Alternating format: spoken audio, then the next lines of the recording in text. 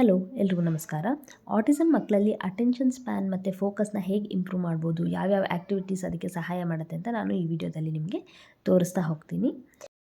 ಈಗ ನೀವು ನೋಡ್ತಿರಬಹುದು, ಆರವ್ಗೆ ನಾನು ಒಂದು ಬೌಲಲ್ಲಿ ಬೀಡ್ಸ್ನ ಕೊಟ್ಬಿಟ್ಟು ಅದನ್ನು ಸ್ಪೂನಲ್ಲಿ ಎತ್ತಿ ಒಂದು ಸ್ಮಾಲ್ ವಾಟರ್ ಬಾಟಲ್ಗೆ ಹಾಕೋಕ್ಕೆ ಹೇಳಿದ್ದೀನಿ. ಇದು ಒಳ್ಳೆ ಐ ಹ್ಯಾಂಡ್ ಕೋಆರ್ಡಿನೇಷನ್ ಇಂಪ್ರೂವ್ ಮಾಡುವಂತಹ ಆ್ಯಕ್ಟಿವಿಟಿ ಮತ್ತು ಹಾಗೆಯೇ ಫೋಕಸ್ ಕೂಡ ಚೆನ್ನಾಗಿ ಬರುತ್ತೆ. ಯಾಕೆಂದರೆ ಆ ಬೀಡ್ಸ್ನ ಸ್ಪೂನಿಂದ ಅವನು ಕೆಳಗಡೆ ಬೀಳಿಸ್ದೇ ಆ ಪ್ಲಾಸ್ಟಿಕ್ ಬಾಟಲ್ಗೆ ಹಾಕಬೇಕಾಗಿರುತ್ತೆ. ನಿಮ್ಮ ಮಗು 2 ವರ್ಷದ ಮೇಲ್ಪಟ್ಟಿದೆ ಅನ್ನೋದಾದರೆ ನೀವು ಈ ಆ್ಯಕ್ಟಿವಿಟಿನ ನಿಮ್ಮ ಮಗು ಜೊತೆ ಟ್ರೈ ಮಾಡಬಹುದು. ಆಕ್ಟಿವಿಟಿಯಲ್ಲಿ ನಾನು ಪಾಂಪಾಮ್ನ ಒಂದು ಟ್ರೇಯಲ್ಲಿ ಹಾಕೊಟ್ಟಿದ್ದೀನಿ. ಅದನ್ನ ಇಕ್ಲಗಳನ್ನ ಯೂಸ್ ಮಾಡಿ ಇನ್ನೊಂದು ಬೌಲ್ಗೆ ಟ್ರಾನ್ಸ್ಫರ್ ಮಾಡಕ್ಕೆ ಹೇಳಿದ್ದೀನಿ. ಇದು ಕೂಡ ಒಳ್ಳೆ ಐ ಹ್ಯಾಂಡ್ ಕೋಆರ್ಡಿನೇಷನ್ ಆಕ್ಟಿವಿಟಿ ಮತ್ತೆ ಫೋಕಸ್ ಕೂಡ ಇರುತ್ತೆ. ಮಗು ಇನ್ನೂ ಜಾಸ್ತಿ ಫೋಕಸ್ ಮಾಡಬೇಕು ಅಂದ್ರೆ ನೀವು ಇದರಲ್ಲಿ ಪಾಂಪಾಮ್ದು ಕಲರ್ಸ್ ನ ಹೇಳ್ಬೋದು. ರೆಡ್ ನ ಪಿಕ್ ಮಾಡಿ ಡ್ರಾಪ್ ಮಾಡು ಅಂತ. ಈ ತರ ಹೇಳೋದ್ರಿಂದ ಮಕ್ಕಳು ಇನ್ನೂ ಫೋಕಸ್ ಇಂದ ಈ ಆಕ್ಟಿವಿಟಿನ ಮಾಡ್ತಾರೆ. ಈ ಆಕ್ಟಿವಿಟಿಯಲ್ಲೂ ನೀವು ಸ್ಪೂನ್ ನ ಯೂಸ್ ಮಾಡಬಹುದು ಅಥವಾ ಟೂತ್ ಪಿಕ್ಸ್ ನ ಯೂಸ್ ಮಾಡಿ ಕೂಡ ಮಾಡಬಹುದು. ಮತ್ತೆ ಪ್ಲಕ್ಕರ್ ಚಿಮ್ಟಾ ಅಂತ ಸಿಗತ್ತಲ್ಲ, ಅದ್ರಲ್ಲೂ ಕೂಡ ಪಿಕ್ ಮಾಡಿ ಹಾಕಿಸ್ಬಹುದು. ಅಥವಾ ಬಟ್ಟೆ ಕ್ಲಿಪ್ ಇರುತ್ತಲ್ಲ, ಅದ್ರಲ್ಲೂ ಕೂಡ ಪಾಂಪಾಮ್ ನ ಟ್ರಾನ್ಸ್ಫರ್ ಮಾಡುವಂತಹ ಆಕ್ಟಿವಿಟಿನ ನೀವು ಮಾಡಿಸಬಹುದು. ನೆಕ್ಸ್ಟ್ ಆಕ್ಟಿವಿಟಿಯಲ್ಲಿ ನಾನು ಟೇಬಲ್ಗೂ ಚೇರ್ಗೂ ಎಲಾಸ್ಟಿಕ್ ನ ಕಟ್ಬಿಟ್ಟು ಆರವ್ಗೆ ಅದನ್ನ ಜಂಪ್ ಮಾಡಕ್ಕೆ ಹೇಳಿದೀನಿ. ನಿಮ್ಗೆ ಅದು ಥ್ರೆಡ್ ಕಾಣಿಸ್ತಾ ಇದೆಯೋ ಇಲ್ವೋ ಗೊತ್ತಿಲ್ಲ, ಬಟ್ ಇದನ್ನ ಡಿಫ್ರೆಂಟ್ ಹೈಟ್ ಗೆ ಹಾಕ್ಬಿಟ್ಟು ಜಂಪ್ ಮಾಡಿಸೋದ್ರಿಂದ ಕೂಡ ಮಕ್ಕಳಲ್ಲಿ ಫೋಕಸ್ ನ ಜಾಸ್ತಿ ಮಾಡಬಹುದು. ಈ ಆಕ್ಟಿವಿಟಿಯಲ್ಲಿ ನಾನು ಬಳಪಗಳಿರುತ್ತಲ್ಲ ಅದನ್ನ ಚೆಲ್ಬಿಟ್ಟಿದ್ದೀನಿ ನೆಲದ ಮೇಲೆ. ಅದನ್ನ ಒಂದು ತಟ್ಟೆಗೆ ಕಾಲಲ್ಲಿ ತಗೊಂಡೋಗಿ ಹಾಕಕ್ ಹೇಳಿದೀನಿ. ಈ ತರ ಆಕ್ಟಿವಿಟೀಸ್ ನ ನೀವು ಮಾಡಿಸೋದ್ರಿಂದ ಮಕ್ಕಳು ಕೂಡ ಎಂಗೇಜ್ ಆಗಿರ್ತಾರೆ ಮತ್ತೆ ಫೋಕಸ್ಡ್ ಆಗಿರ್ತಾರೆ. ಒಂದು ಆಕ್ಟಿವಿಟಿನ ಫುಲ್ ಕಂಪ್ಲೀಟ್ ಮಾಡೋ ತನಕ ಅವರು ಬೇರೆ ಕಡೆಗೆ ಡಿಸ್ಟ್ರಾಕ್ಟ್ ಆಗಲ್ಲ. ಹಾಗೆ ಫೋಕಸ್ ಮತ್ತೆ ಅಟೆನ್ಷನ್ ಫಸ್ಟ್ ತರೋದಕ್ಕೆ ಅಥವಾ ಒಂದು ಆಕ್ಟಿವಿಟಿನ ಪೂರ್ತಿ ಕಂಪ್ಲೀಟ್ ಮಾಡಕ್ಕೆ ನೀವು ಈ ತರ ಮೊಬೈಲ್ ಆಕ್ಟಿವಿಟೀಸ್ ಅಂದ್ರೆ ಮೂವ್ಮೆಂಟ್ ಇರೋ ಆಕ್ಟಿವಿಟೀಸ್ ನ ಫಸ್ಟ್ ಮಾಡಿಸಿ, ಆಮೇಲೆ ಸಿಟ್ಟಿಂಗ್ ಆಕ್ಟಿವಿಟಿಯಲ್ಲಿ ನೀವು ಅಟೆನ್ಷನ್ ಮತ್ತೆ ಫೋಕಸ್ ನ ತರೋದ್ರ ಬಗ್ಗೆ ವರ್ಕ್ ಮಾಡ್ಬೇಕಾಗತ್ತೆ. ಅದೇ ತರ ಒಂದು ಹೂಪ್ಲ ಒಳಗಡೆ ನಾನು ಒಂದಷ್ಟು ನಟ್ಟು ಬೋಲ್ಟ್ ತರದ್ದು ಪ್ಲಾಸ್ಟಿಕ್ ಏನಿರುತ್ತೆ ಅದನ್ನ ಹಾಕಿ ಕೊಟ್ಟಿದ್ದೀನಿ. ಅದನ್ನು ಕೂಡ ಕಾಲಲ್ಲಿ ನಾನ್ ಎತ್ಕೊಂಡು ಹೋಗಕ್ ಆಗತ್ತಾ ಅಂತ ನೋಡ್ಬಿಟ್ಟು ಆಮೇಲೆ ಅವನಿಗೂ ಮಾಡಿಸಿ ಈ ಆಕ್ಟಿವಿಟಿನ ಕೊಟ್ಟಿದ್ದೀನಿ. ಇದನ್ನ ಅವನು ಕಾಲಲ್ಲಿ ಸಿಕ್ಕಿಸ್ಕೊಂಡು ತಗೊಂಡೋಗಿ ಇನ್ನೊಂದು ಸರ್ಕಲ್ಗೆ ತಗೊಂಡೋಗಿ ಹಾಕ್ಬೇಕಾಗತ್ತೆ. ಮಕ್ಕಳು ಯೂಶಲಿ ಒಂದ್ ಆಕ್ಟಿವಿಟಿ ಮಧ್ಯದಲ್ಲೇ ಎಷ್ಟೊಂದ್ಸರಿ ಡಿಸ್ಟ್ರಾಕ್ಷನ್ಗೆ ಒಳಗಾಗ್ತಾರೆ. ಸೊ ಹಾಗಾಗಿ ಈ ತರ ಆಕ್ಟಿವಿಟೀಸ್ ಮಾಡಿಸೋದ್ರಿಂದ ಅವ್ರಿಗೆ ಒಂದು ಆಕ್ಟಿವಿಟಿ ಫುಲ್ ಕಂಪ್ಲೀಟ್ ಮಾಡೋ ತನಕ ಡಿಸ್ಟ್ರಾಕ್ಟ್ ಆಗ್ಬಾರ್ದು ಅನ್ನೋದನ್ನ ಅವ್ರಿಗೆ ಹೇಳ್ಕೊಡಕ್ಕೆ ಈ ತರ ಆಕ್ಟಿವಿಟೀಸ್ ನಾವು ಮಾಡಿಸಬಹುದು.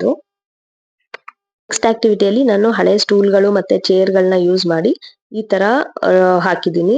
ನೀವೇ ನೋಡ್ಬೋದು ವಿಡಿಯೋದಲ್ಲಿ. ಅವನು ಫಿಗರ್ ಔಟ್ ಮಾಡ್ಬೇಕಾಗತ್ತೆ ಯಾವ ಕಡೆಗೆ ನಾನು ಹೋಗಿ ಪಜಲ್ ಪೀಸಸ್ ನ ಎತ್ಕೊಂಡ್ ಬರ್ಬೇಕು ಅಥವಾ ರಿಂಗ್ಸ್ ನ ಎತ್ಕೊಂಡ್ ಬರ್ಬೇಕು ಅಂತ.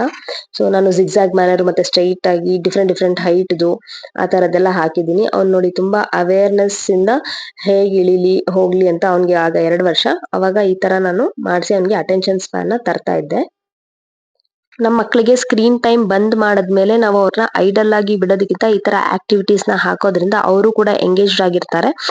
ಇದು ಸ್ಟೂಲ್ ಆಕ್ಟಿವಿಟಿ ಆಗಿರೋದ್ರಿಂದ ಸ್ವಲ್ಪ ಕೆಳಗ್ ಬೀಳುವಂತಹ ಚಾನ್ಸಸ್ ಇರುತ್ತೆ ಮಗು ಚಿಕ್ಕದಾಗಿದ್ರೆ. ಹಾಗಾಗಿ ಜೊತೆಗೆ ಒಬ್ರು ಇರ್ಲೇಬೇಕು.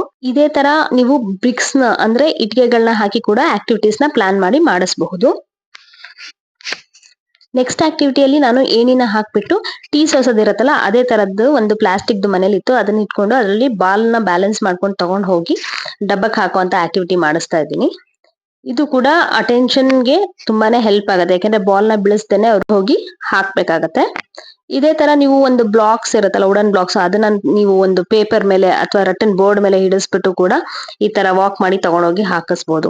ಯಾವಾಗ ನಮ್ಮ ಮಕ್ಕಳು ವೆಸ್ಟಿಬುಲರ್ ಅಂದ್ರೆ ಮೂವ್ಮೆಂಟ್ ಆಕ್ಟಿವಿಟೀಸ್ ಅಲ್ಲಿ ಚೆನ್ನಾಗಿ ಡಿಸ್ಟ್ರಾಕ್ಷನ್ ಇಲ್ದೇನೆ ಫುಲ್ ಕಂಪ್ಲೀಟ್ ಮಾಡ್ತಾರೆ, ನಾವು ಯಾವುದೇ ತರ ಪ್ರಾಂಪ್ಟ್ ಕೊಡದೇನೆ, ಆಗ ನಾವು ಸಿಟ್ಟಿಂಗ್ ಅಲ್ಲೂ ಕೂಡ ನಾವು ಇದೇ ತರ ಡಿಸ್ಟ್ರಾಕ್ಷನ್ ಇಲ್ದೇನೆ ಸಿಟ್ಟಿಂಗ್ ಆಕ್ಟಿವಿಟೀಸ್ ನ ಪ್ಲಾನ್ ಮಾಡಬಹುದು.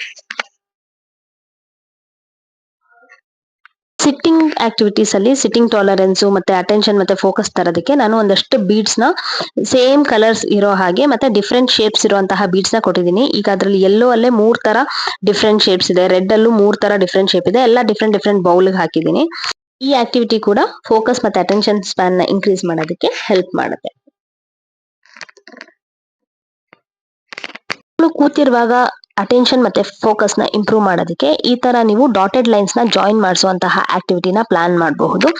ಸ್ಟಾರ್ಟಿಂಗ್ ಅಲ್ಲಿ ಮಕ್ಕಳಿಗೆ ಒಂದು ಬಿಳಿ ಹಾಳೆಯಲ್ಲಿ ದೊಡ್ಡ ಸರ್ಕಲ್ ನ ಡಾಟೆಡ್ ಫಾರ್ಮ್ ಅಲ್ಲಿ ಹಾಕಿ ಅಥವಾ ಟ್ರಯಾಂಗಲ್ ಅಥವಾ ಸ್ಕ್ವೇರ್ ನ ಹಾಕಿ ನೀವು ಟ್ರೇಸ್ ಮಾಡೋದಕ್ಕೆ ಅಥವಾ ಜಾಯಿನ್ ಮಾಡೋದಕ್ಕೆ ಹೇಳ್ಬಹುದು.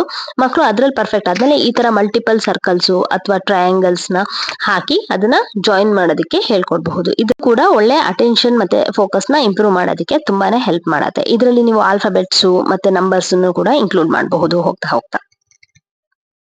ಈ ಆಕ್ಟಿವಿಟಿಯಲ್ಲಿ ನಾನು ತಟ್ಟೆಗೆ ಸೆಲೋಫಿನ್ ಟೇಪ್ ನ ಯೂಸ್ ಮಾಡಿ ಶೇಪ್ಸ್ ನ ಅಂಟಿಸ್ಬಿಟ್ಟು ಕೊಟ್ಟಿದ್ದೀನಿ. ಅದನ್ನ ಅವನು ತೆಗಿತಾ ಇದ್ದಾನೆ.